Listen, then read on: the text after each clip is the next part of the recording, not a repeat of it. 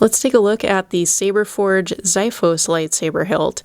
So this lightsaber hilt is a sibling to the Gladius lightsaber by Saberforge, which is a little bit more intricate, a bit of a larger hilt.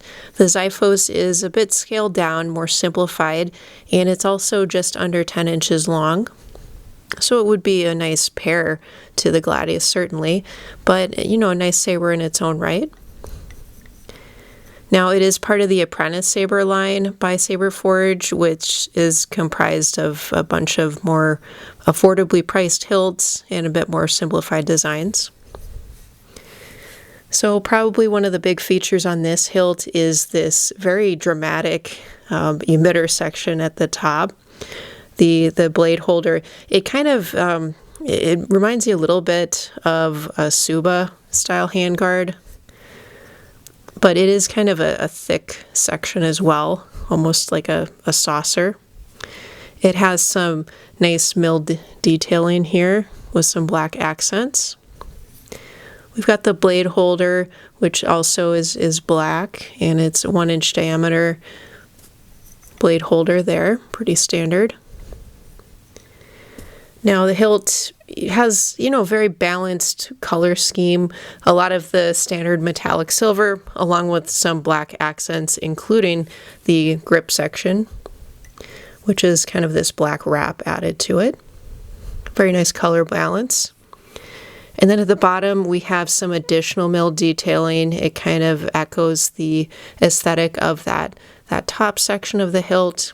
But these are almost like squares, so it's a little bit more widened out.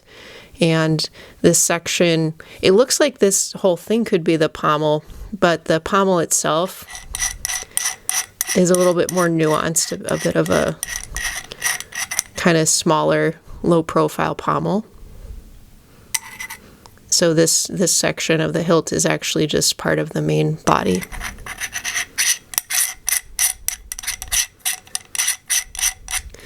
Now, as is the case with a lot of these apprentice hilts, there's not that many removable pieces, so the hilt, this is all pretty much one body, kind of a combined body emitter and body emitter and switch section. Those were the words I was looking for.